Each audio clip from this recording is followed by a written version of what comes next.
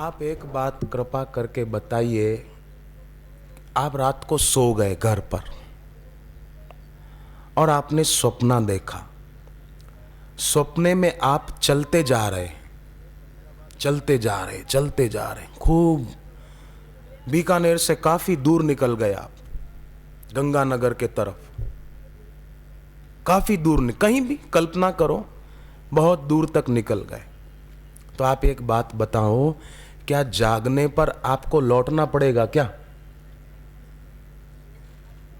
आंख खुली तो क्या लौटना पड़ेगा क्या? नहीं नहीं, वहीं थे हम, कहीं गए ही नहीं थे। आप सोए हैं बीकानेर अपने घर पर, सपना देखा कि आप मुंबई पहुंच गए। अरे मैं मुंबई कहां से आ गया?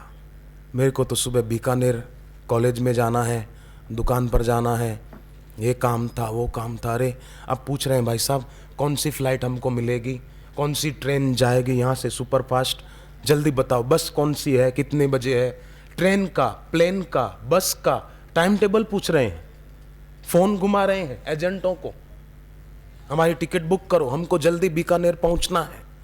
पर आप सोचो कि बीकानेर पहुंचने के लिए क्या प्लेन की, ट्रेन की या बस की टिकट की ज़रूरत है? कोई ज़रूरत नहीं है। ज़रूरत इतनी है बस आंख खुल जाए, ये ज़रूरत है।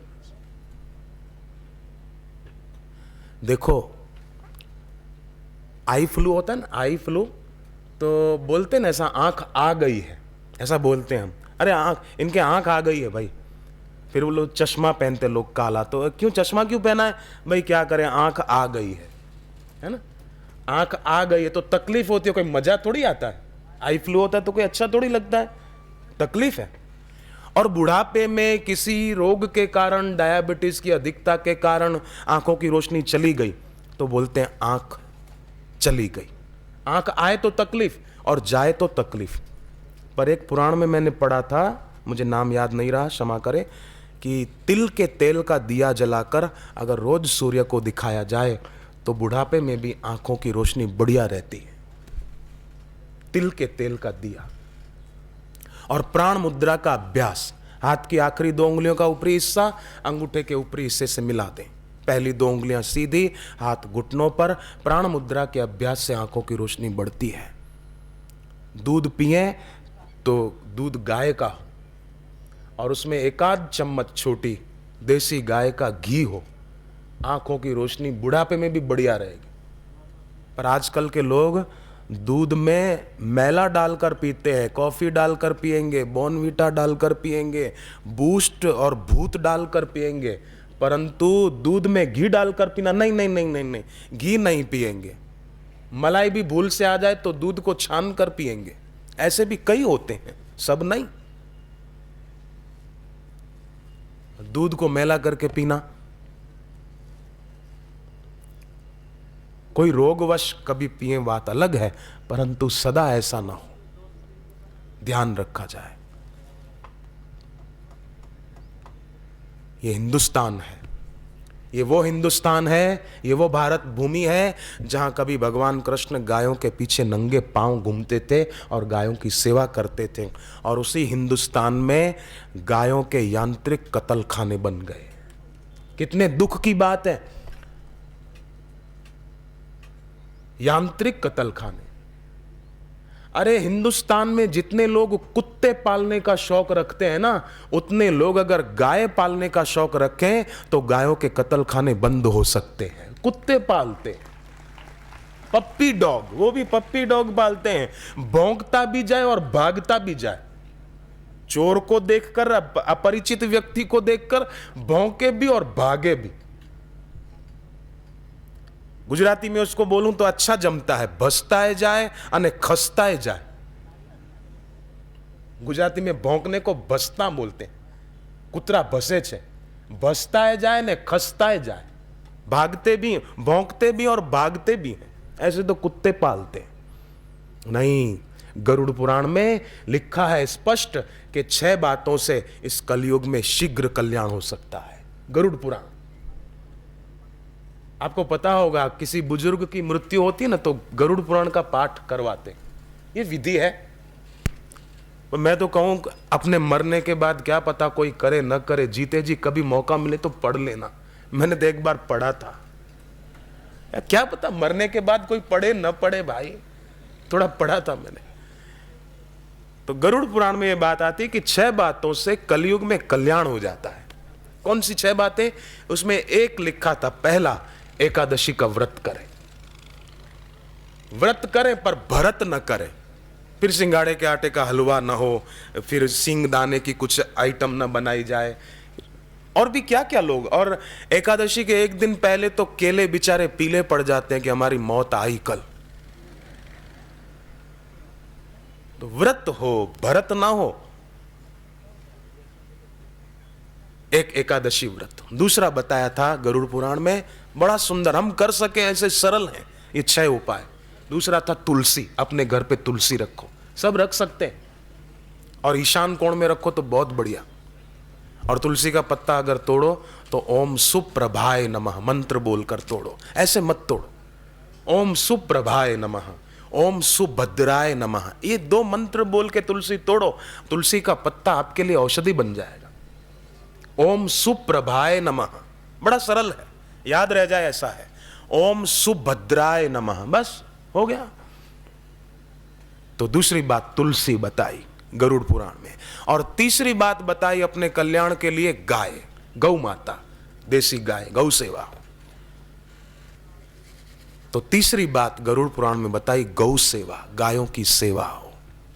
और चौथी बात गरुड़ पुराण में बताई है गंगा स्नान। अब बीकानेर से हरिद्वार कहाँ जाएंगे गंगा नहाने, तो एक मंत्र बोलते हुए आप घर पे स्नान करो तो गंगा स्नान का पुण्य मिल सकता है। मैं विदेश जाता था पहले बहुत, तो वहाँ तो जरूर वो मंत्र बोल के ही नहाता था। अमेरिका में, कनाडा में, इधर उधर जहाँ भी गया मंत्र बोल के नहाता। भाई अब विदेश है, कम से कम मंत्र बोल के स्नान करें। वो मंत्र बड़ा सरल है, याद रह जाए ऐसा है, छोटा सा ही है। ओम ह्रीम गंगायै ओम ह्रीम स्वाहा, ओम ह्रीम गंगायै ओम ह्रीम स्वाहा, ओम ह्रीम गंगायै ओम ह्रीम स्वाहा, बस सरल है। 5वीं बात बताई गरुड़ पुराण में, भगवान का नाम जप किया जाए। और 6ठी बात संकेत था सदगुरु के तरफ, सच्चे संत, कोई सच्चे सदगुरु का सहारा हमारे जीवन में हो, उनका मार्गदर्शन हो, दिशा निर्देश हो, तो जीवन ऊंचाइयों को छूता है।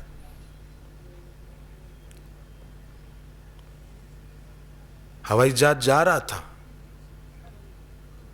एयर होस्टेस ने पैसेंजरों को सूचना दी कि एक बहुत बुरी खबर है। पैसेंजर डर गए, एसी चालू था फिर भी पसीना आ गया, पल्स बढ़ गई सबकी। क्या बुरी खबर है? बुरी खबर यह है कि दिशा सूचक यंत्र खराब हो जाने के कारण कहां उतरना यह पता नहीं चल रहा है, और किस दिशा में हम बढ़ रहे हैं यह भी पता नहीं चल रहा है। दिशा सूचक यंत्र खराब हो गया, क्या करें? यह बुरी खबर है। पर साथ में एक अच्छी खबर भी है। पैसेंजर खुश हो गए, पसीना पोंछने लगे कि बताइए क्या अच्छी खबर है। एयर होस्टेस ने कहा कि दिशा सूचक यंत्र खराब हुआ ये तो बुरी खबर है, परंतु हम जहां भी जा रहे हैं बड़ी स्पीड से जा रहे हैं, ये अच्छी खबर है। अब आप बताइए ये अच्छी खबर है? कहां जाना पता नहीं, प्लेन कहां उतारना पता नहीं चल रहा है, पर जहां भी जा रहे हैं स्पीड से जा रहे हैं, एक खाक अच्छी खबर है। पेट्रोल खत्म होगा तब कहां जाएंगे हुजूर? आंख आ जाए तो तकलीफ, ये बात चल रही थी। आंख जाए तो तकलीफ है ना, तकलीफ है ना, आंख जाए तो कितनी तकलीफ, आंख आए तो तकलीफ, आंख जाए तो तकलीफ। बाजार में जा रहे हैं और आंख में कुछ तिनखा पड़ जाए, मिर्ची का, रेती का, मिट्टी का कोई कण पड़ जाए तो तकलीफ, आंख में कुछ पड़ जाए तो तकलीफ, और आंख किसी पर पड़ जाए तो भी तकलीफ।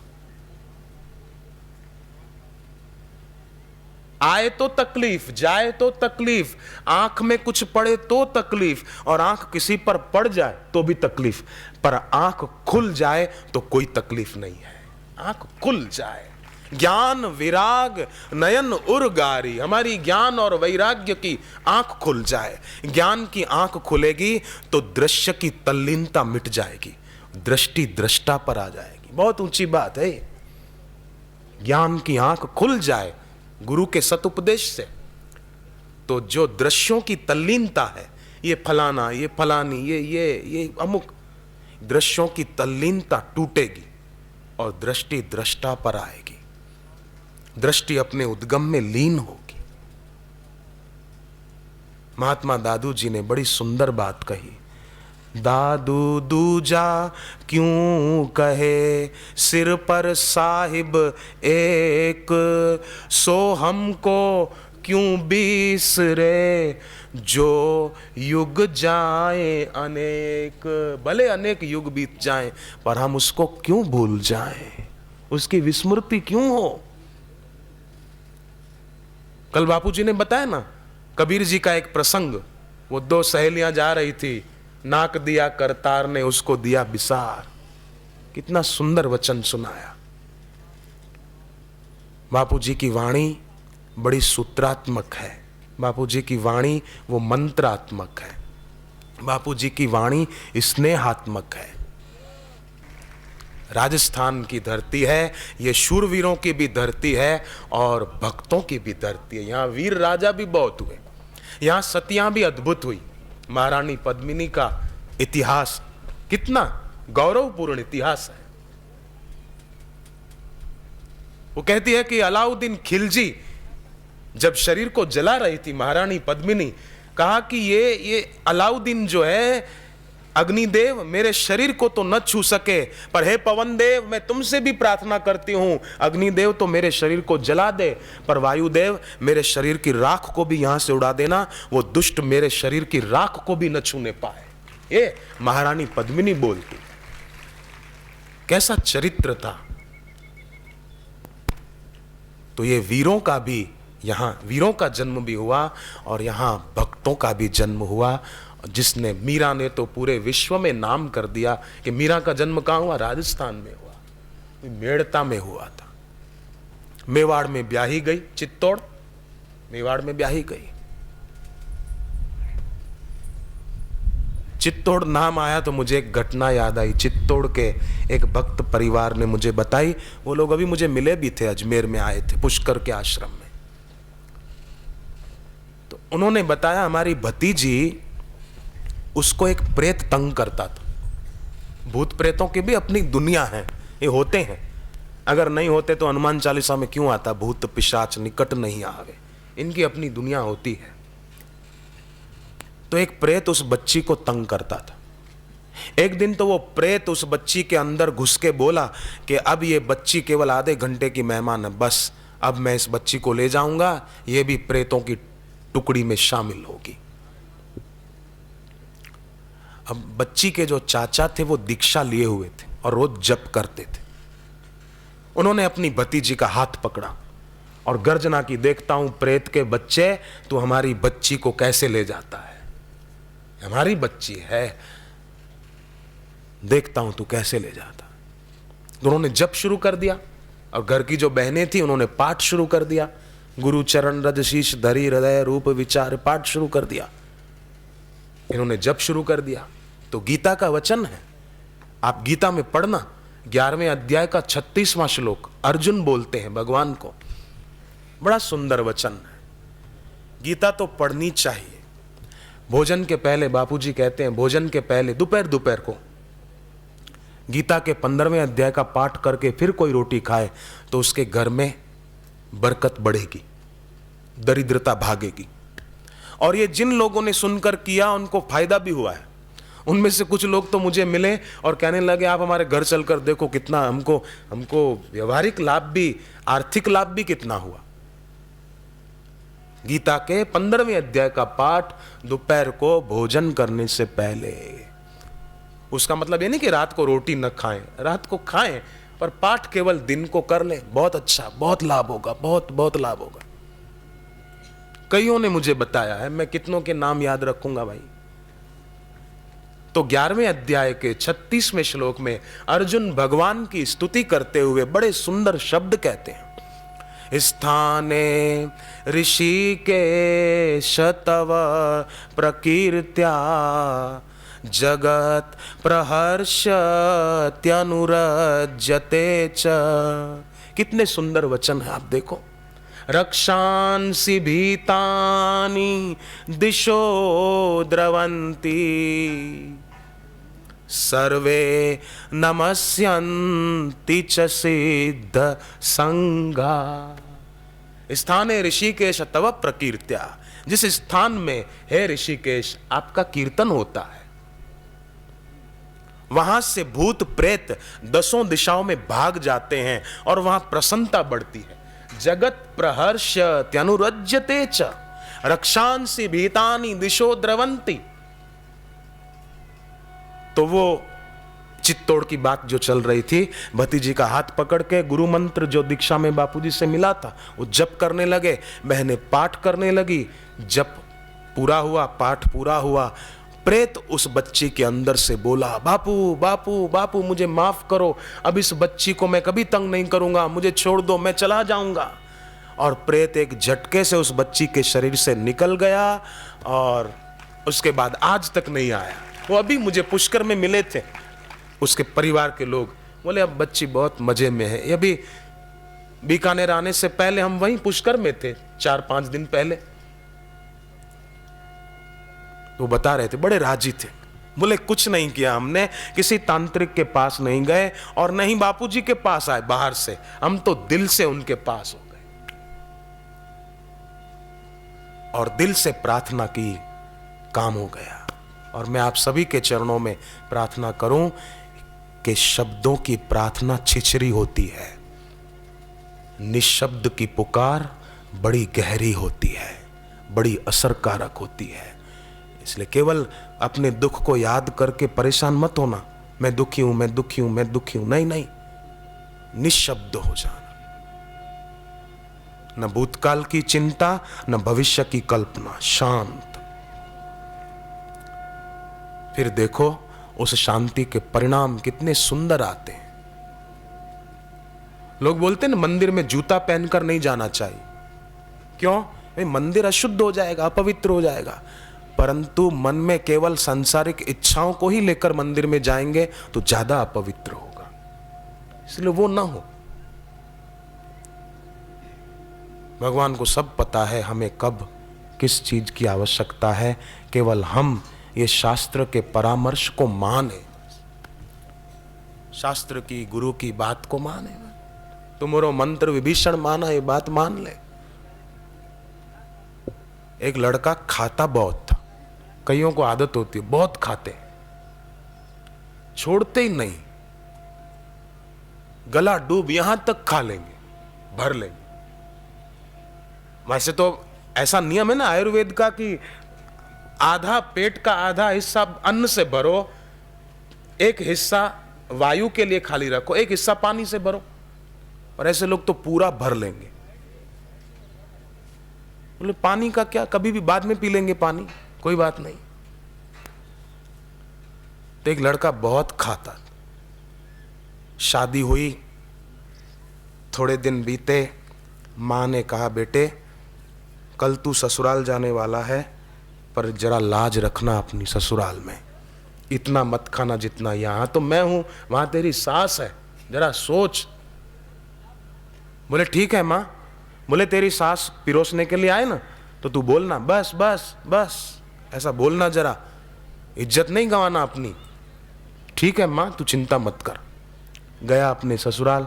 अब दामाद ससुराल आए तो स्वाभाविक कुछ व्यंजन ज्यादा बनते हैं, सब्जी रोज एक बनती हो तो 4 बनेगी, दामाद आया है तो भोजन और स्वादिष्ट बना था, सब्जियां वैरायटी बनी थी अलग अलग।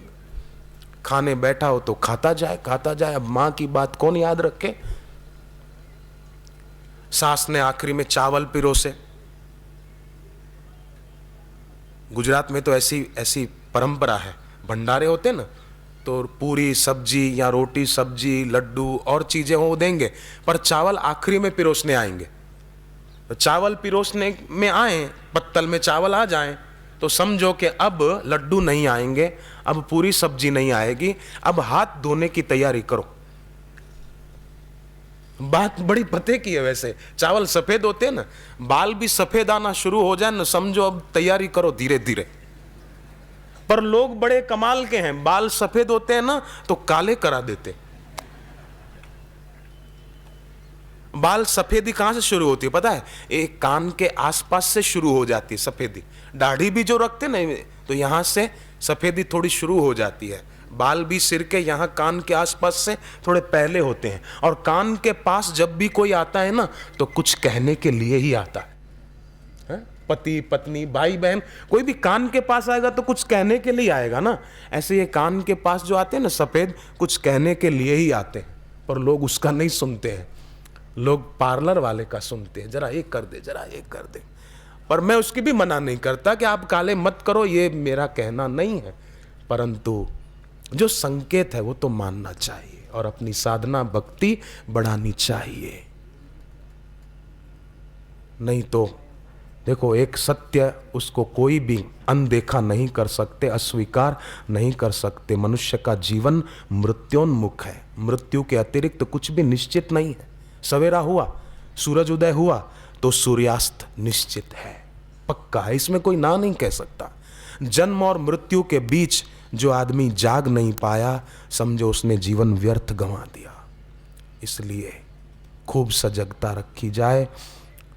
सबसे बड़ा आश्चर्य आगरा का ताजमहल नहीं है, सबसे बड़ा आश्चर्य अलेक्जेंड्रिया का लाइट हाउस नहीं है, सबसे बड़ा आश्चर्य इजिप्ट के पिरामिड नहीं है। सबसे बड़ा आश्चर्य तो ये है कि इस पृथ्वी पर निरंतर कई लोग आए और चले गए, बाकी के जो बच्चे हैं वो मानते हैं कि बस हम तो सदा रहेंगे और भोगों में डूबे रहते हैं। नहीं, पानी पे खींची हुई लकीरें सदा नहीं रहती, प्लास्टिक के फूल सुगंध नहीं देते, गत्ते की नाव नदी पार नहीं करा सकती, बबूल का पेड़ आम नहीं दे सकता, रेती का घर हमको सुरक्षित नहीं कर सकता, सांप का तकिया हमको नींद नहीं दे सकता।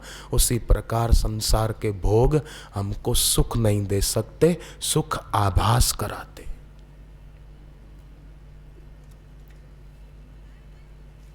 आईने में चेहरा दिखता है पर वहां है नहीं, दिखता है, आप हट जाओ तो नहीं है। ऐसे ही संसार के विषयों में सुख दिखता है पर है नहीं। होता तो लोग दुखी होकर क्यों मरते? तो अपना जीवन धूप के धुएं की तरह पवित्र कर, जैसे धूप करते हैं ना, अंगारे जलाकर धूप सामग्री डाल देते हैं, जौ तिल गुग्गल घी आदि शक्कर, ये धूप सामग्री डालते हैं जले हुए अंगारों पर तो धुआं उठता है। तो दो काम होते हैं, एक तो धुआं सुगंध फैलाता है, वो धूप का धुआं सुगंध फैलाता है, बैक्टीरियाओं को नाश कर देता है, रोग के कीटाणुओं को, और धुआं ऊपर उठता है। तो धूप के धुएं की तरह हम दूसरों को अपने व्यवहार से सुगंध दें और ऊंचे उठे, ऊंचा जीवन।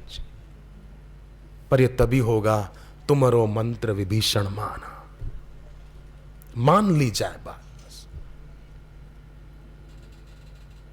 तो मां ने सिखाया था पर बात याद नहीं आई। अब तो बहुत देर हो गई ना इसको खाते खाते, कितना खिलाएंगे उसको भी। सास ने चावल पिरोसे, देखा मेरा दामाद है तो जरा घी भी दूं, ऊपर से डालूं, तो घी की कटोरी भर के ले आई और डालने लगी। सोचा कि अब बोलेगा बस बस, पर वो भी ना बोले। पर मां की बात याद जरूर आई कि बस बस बोलना, पर इतने में तो घी की कटोरी हो गई खाली। तब वो बोला, पर कैसे बोला? बस।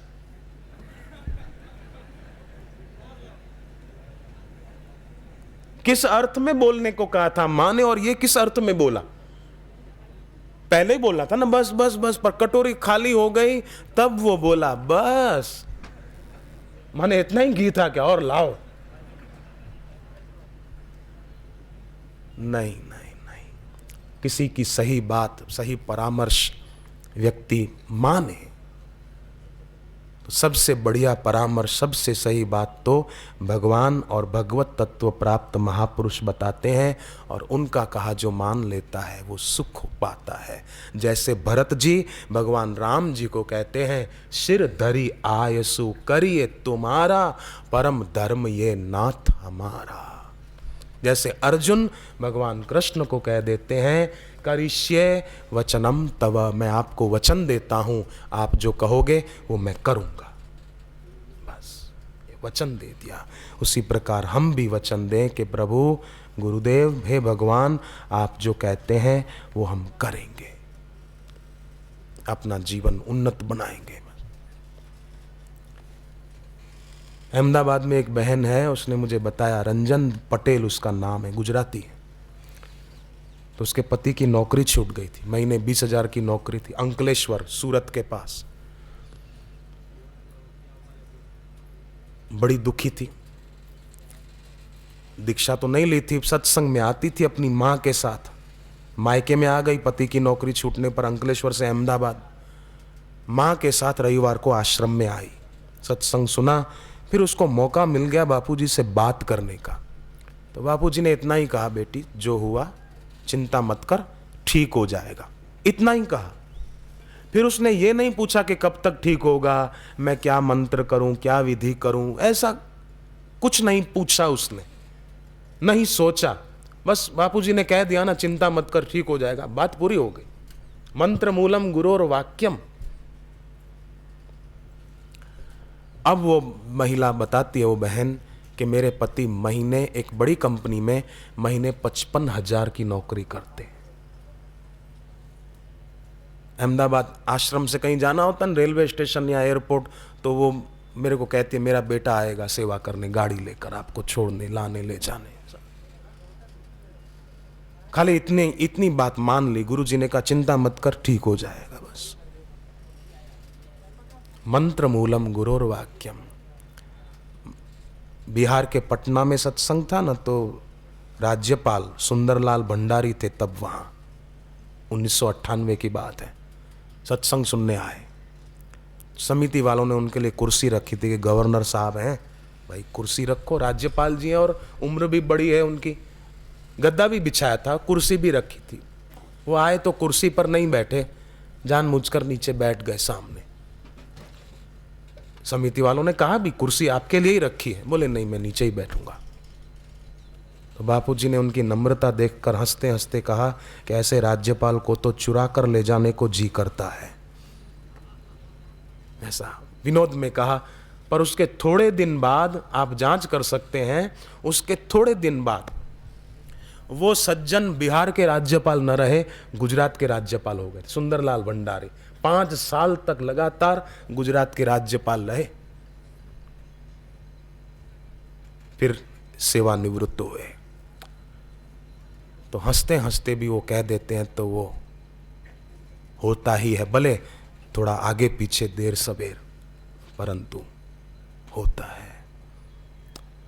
अब कुछ क्षणों के लिए हम सभी भगवान नाम सुमिरन करेंगे।